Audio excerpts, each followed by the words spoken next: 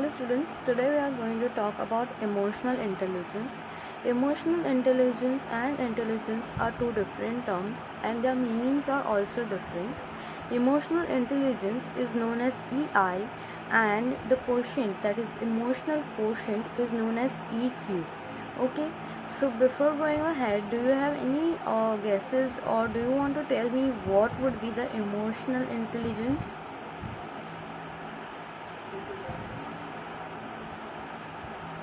It would be related to emotions, it would be related to feeling side of the person. Okay, so what actually a emotion is? Emotion is an internal conscious state that we interfere in ourselves and others. So it is a conscious state. We know what kind of reaction we are giving up, what kind of emotions we are showing. So it is always in the conscious state, but it is internal, it is from inside. Emotions are personal experiences. Every person has a different experience towards the emotions. We cannot actually see the feelings. We observe the behavior and infer an emotion. So, if someone is showing love, you can't actually see what it is, but you can feel it. Okay, it is not physically present, you can feel it. So that is the difference between a emotion and physically present things. So emotion is something which is internal. Today we are going to talk about emotional intelligence in your textbook, chapter 2, intelligence. So we will read activity 8. Megha is always afraid of getting less marks in examination, therefore she always becomes restless and avoids going to college. Okay? Shailesh, an ordinary worker in a textile mill, earns 10,000 salary per month. Though having a financial problems, he never feels anxious. He understands the problems of others, helps the needy people, and lives his life happily. So in this two case, you should understand what is the difference. Okay, one in the first case, Mega is having just less marks in the exam, which is not a big problem. But what she does is she becomes restless or becomes anxious and she avoids going to college. So her problem is small, but she's dealing it in a very bad manner. She's avoiding to go to the college. Whereas Sailesh is a person who has a big problems in his life, like he is not able to earn, he has having financial problem. But although having such things, he does not feel anxious. He understands the problem of others. He knows what he can do to help the needy people, and he lives his life happily. So the problems in the both the person's life are different. The Mega's problem is very small. She can deal with it easily, whereas Shailish problem is really very difficult to resolve, but still he is living a happy life. So from this both the example you can understand what emotional intelligence is. So, emotional intelligence is how far the person can understand and control his own emotions. Okay, John Mayer and Peter Solvay used this term emotional intelligence for the first time. Daniel Goleman popularized the concept of emotional intelligence on a large scale. So, these are the three people who actually gave the term emotional intelligence. It was first coined by John Mayer and Peter Solvay, and later on it was given by Daniel Goleman, who popularized this concept. Okay, so these are the three people over here, John Mayer and Peter Solvay. They were both the first pioneer of a term emotional intelligence, and Daniel Goleman popularized this term emotional intelligence. We will understand the meaning of emotional intelligence or the definition, which is more important. Please mark it in your textbook as highlighted in your textbooks. Researchers like John Mayo and Peter Solvay defined emotional intelligence as the ability to perceive and monitor one's own and others' emotions. So try to understand. It is what? It is perceiving. Perceiving means seeing one's own emotions and others' emotions. It is to discriminate among them. Among them means what? Discriminating among the emotions, and to use this information to guide one thinking and action. So if you understand the emotion of other person, why that particular person is reacting in certain way, then you will be able to find out the proper solution to it. So that is what the emotional intelligence is. It is the ability to perceive or monitor one's own emotions and others' emotions, to discriminate among them. It is to like distinguish among them, and to use this information to guide one's thinking and action. They presented an ability based model of emotional intelligence and defined emotional intelligence as a set of following cognitive abilities. So, we are going to see the four important pointers that defines emotional intelligence in much more in detail. I hope you're clear till here what EI is, and EQ is emotional quotient. Just like a intelligence, even emotional quotient is being found out, and the person who is having a good IEQ, that person is more successful and most understanding in the life. So you can see from this photo, brain could be the IQ, whereas EQ would be the feeling side of the brain. Okay, so that is why it is given heart. So in order to be a successful person or having a happy life, there should be a combination of both IQ and EQ. They both should go hand in hand. So we are going to understand the four pointers of emotional intelligence. First one is perceiving emotions, second is understanding, third is using emotions, and fourth is managing the emotions. So we will start with the first one, that is perceiving emotions. Perceiving means to perceive or to see at it. So the ability to identify and interpret the emotions of self and others. So the person who has emotional intelligence or high EQ, that person is going to interpret the emotions of his own self and also to others. So if you see someone who is sad, just by his body language you will understand that that person is sad, or that person is feeling fearful, or that person is joyous. Okay, so just by seeing their behavior, just by seeing their body language, that person can easily grasp up what kind of emotion that person is going through. So this is one kind of activity for you of perceiving emotions. You can see over here six different people, and they have a six different emotions shown on their face. Okay, so I will give you some time, and I want you to find out what kind of emotion reaction you can see in this six faces over here.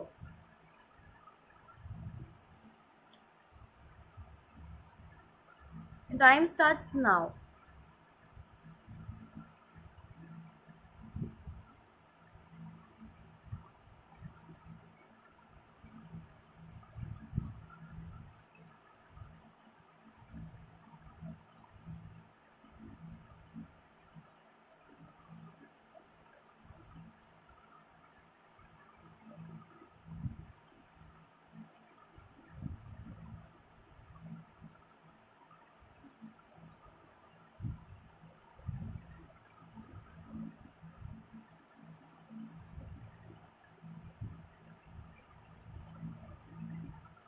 So if you're getting a correct answer, that means you are good at perceiving emotions of others. So let's find out what the answers are. So the first phase shows the emotion of happiness. Second phase shows sadness. Third phase shows fear. Fourth phase shows anger. Fifth phase shows surprise, and sixth phase shows disgust. So, if you have got 5 correct out of 6, that means that you can perceive emotions of others very well. Okay, so that is all about perceiving the emotions. Next is using emotions. Using emotions means how well you use your emotions to facilitate various cognitive activities such as thinking and problem solving. So, how well you can utilize your own emotions to solve the problems, and how well you can think. So, if we say think positively, okay, so if you feel positively, if you be happy, then automatically you are going to think positively, so it is cognitively connected to it. So that is known as using the emotions for your cognitive activities. Cognitive activities means mental processes like thinking and problem solving. Okay, so over here, this lady is using emotions based on the situations. So if she knows that she is in some social gathering, okay, like marriage function or a birthday party, so she has to use the emotions of happiness over there. So if she is sad or if she is crying over there, then it does not match that particular social situation. So she needs to use her emotions wisely over there. So that is known as an emotionally intelligent person. So if you see there is some bad thing happened to your younger sibling, okay, and that your younger sibling is crying badly in front of you, so if you are a highly emotionally intelligent person, you are not going to cry with him or her. Okay, that time you are going to put up the brave face in front of him or her, right? So that is using your emotions correctly in a correct situation. Sometimes it happens that people just mask up the things, okay, they use their emotions to cover up their actual emotions. This mainly happens in the depression or in the stressful situation. The person is sad, feels lonely from inside, but he shows or masks up a happy face outside. So over here the person is also using the emotion to cover up the situation. Next is understanding emotions. How well you can understand the emotions of your own self as well as others. Okay, so if you see someone crying, you immediately know that the person is hurt or something has been wrong with that person. Or if the person is curious, then you will understand that person has some curiosity about any particular topic. Okay, so you are understanding the emotions of the person just by looking at them. So understanding emotions is the ability to understand the emotional language and comprehending relationships among the various emotions. So it is understanding the emotional language, just like I said, if someone is crying, you come to know is crying. Okay, so that is what the understanding emotions is. It is also about how you are feeling on your own self. Okay, so it is more about understanding your own self also. So if you ask a question while listening to this video, how do you feel today, what will be your answer? So it could be positive emotions, negative emotions, or emotions different from situation to situation. Okay, so that is known as understanding the emotion about your own self. Again, how do you feel today?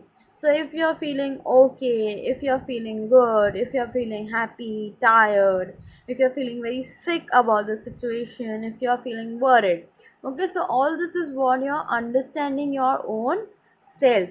So if you are happy, whom you will going to contact, with whom are you going to talk? If you are sick, would you prefer to talk to your best friend or you want to stay alone?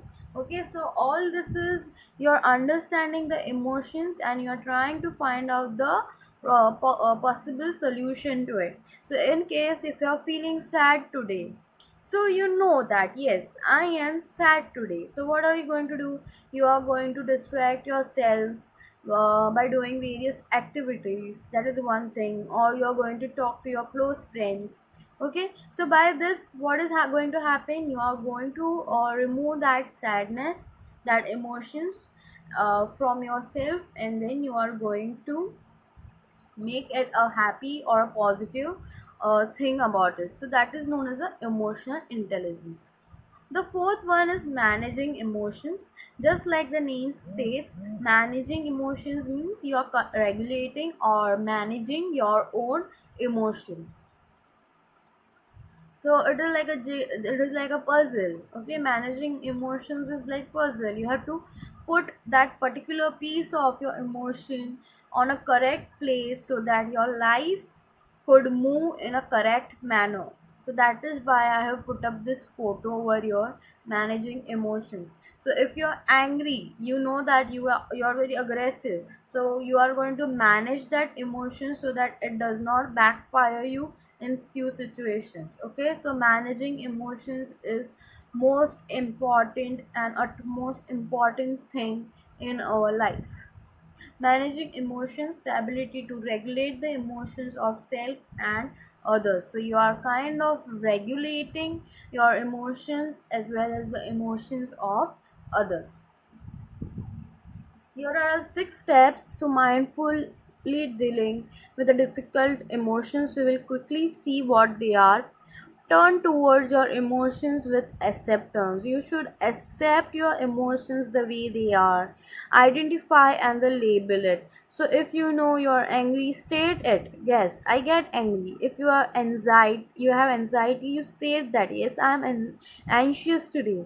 Accept your emotions the way they are. Don't deny. If you're anxious, don't just say that no, I can't get anxious, or no, I can't get angry. Don't deny that things. Accept it. Realize the impermanence of your emotions. Even if the emotions feel overwhelming, understand that it will pass. So if you feel like crying a lot, just cry out and you will feel little better.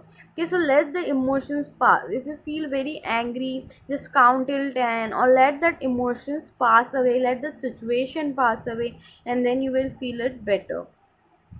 Inquire and investigate. Ask yourself what triggered me. Why do I feel this way? Okay, so if you're feeling like crying, you ask yourself that what triggered you. Is there a certain situation at the home, or is there a certain situation where your friends have ditched you? Okay, so if that is the situation that has triggered you, you try to find out the solution to it. Okay, why do you feel like that way? Let go of the need to control your emotion. Be open to the outcome of your emotions and what unfolds. Okay, so whatever emotions you are having, just let it go, let it pass away, and you will feel better if you let it go. So if you're holding some things in your mind continuously, it is going to affect you. So the best way or the best remedy to or to any kind of problem is letting it go, letting the situation go. From that way, you can actually feel much better. You can feel that when you accept the situation and let it go, you will feel much lighter at the emotional side. Okay, this is just the extra knowledge that I am giving you. It is not much mentioned in your textbooks. So emotional side is at the right side of your brain. So everyone knows that the brain is divided into two hemisphere, the left and the right hemisphere. Left hemisphere is totally logical, whereas right is about the creativity, and that is where your emotional intelligence is. Okay, a short difference between a EQ and a IQ. EQ is self-awareness, motivation, self-regulating, socially aware, socially regulating, and empathy. IQ is expertise, know-hows, architecting, critical thinking, thought pattern, and cognition. So there is a difference between a EQ and a IQ. Never ever mix a EQ and IQ together. So, for a conclusion, emotional intelligence has a worldwide proven to be a motivational force compared to intelligence quotient. People with high EI are often more successful than the people with high IQ. If your emotional abilities aren't in hand, if you don't have a self awareness, if you're not able to manage your distressing emotions, if you can't have empathy, if you have effective relationship, then no matter how smart you are, you're not going to get very far. So this is told by Daniel Goleman, who popularized the term emotional intelligence.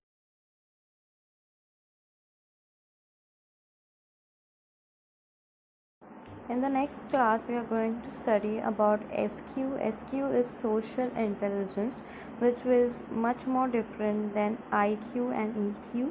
EQ is what I feel, IQ is what I think, and SQ you need to think about it. So, you need to read more about SQ, and we will discuss that in the next class. So, until then, thank you, keep learning, and take care.